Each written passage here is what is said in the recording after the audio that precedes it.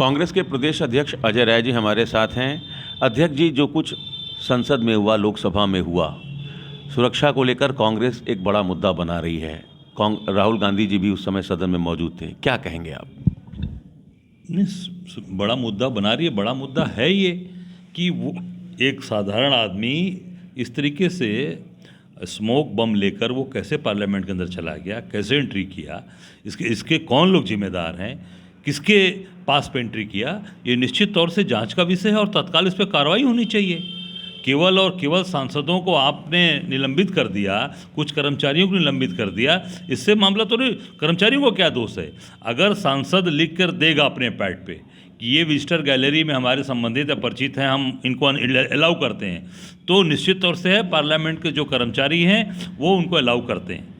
सबसे बड़ा अगर कोई दोषी है, सबसे बड़ा कोई जिम्मेदार है तो भारतीय जनता पार्टी का वो सांसद जो मैसूर से प्रताप सिम्हा जो भाजपा का सदस्य है, भाजपा का सांसद है, सबसे बड़ा जिम्मेदार वो है। इस पूरी घटनाक्रम के पूरी पीछे अगर कोई है तो वो सांसद है, उसके खिलाफ तत्काल कार्रवाई होनी चाहिए, गिरफ्तारी होनी चाहिए, सदस्यता समाप्त होनी चाहिए। स्पीकर का और बाकी लोगों का कहना है कि लोकसभा सचिवालय की जिम्मेदारी है सुरक्षा, इसको तूल न दे कांग्रेस। नहीं, एंट्री नहीं, तूल क्यों न दे?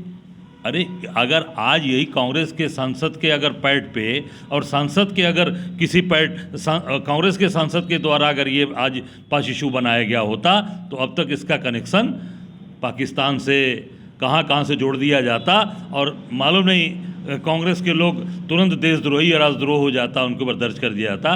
ये भारतीय जनता पार्टी का सांसद है, इसलिए उसके ऊपर कोई कार्रवाई नहीं होगी। वो दूध का धुला रहेगा और वो बहुत ही बढ़िया उनका कार्यकर्ता और बहुत अच्छा नेता साबित होगा। जी, आपकी पदयात्रा भी शुरू होनी है और संगठन को मजबूत करने के लिए आप लगातार कोशिशें कर रहे हैं।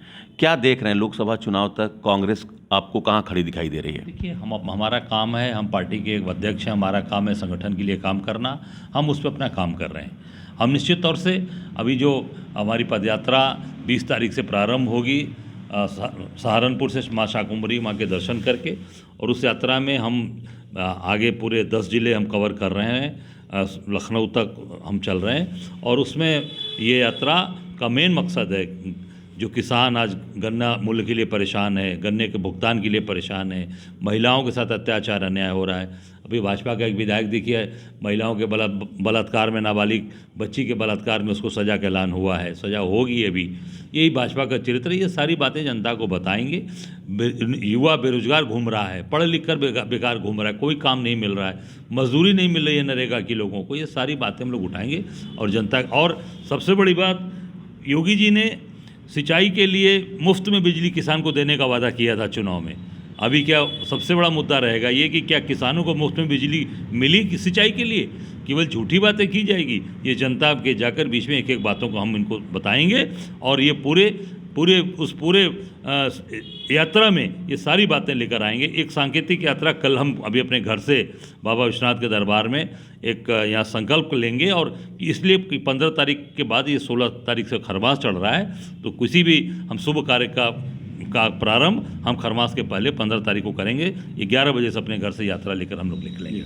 प्रधानमंत्री जी एक बार फिर से अपने संसदीय क्षेत्र में आ रहे हैं, उनकी एक जनसभा हो रही है अध्यक्ष जी। तो मोदी जी पहली ये जनसभा होगी जो 5-6 लोकसभा क्षेत्रों को कवर करेगी, तो एक बार फिर से मोदी जी चुनावी जनसभा में आप लोगों से तो आगे निकलते दिखाई दे रहे हैं।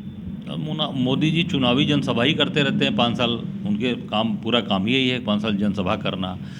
एक भी कल कारखाना बनारस में नहीं लगा, कितने लोगों को नौकरी मिली, कितने लोगों को काम मिला, कितने लोगों को रोजगार मिला, इस पर काम करना चाहिए मोदी जी को। भीड़ जुटाकर, बसें लगाकर, आंगनबाड़ी कार्यकर्ताओं को जुटाकर और आशा बहनों को जुटाकर, टीचर्स को जुटाकर, सादे में पुलिस वालों को बैठाकर जनसभा की जाती है।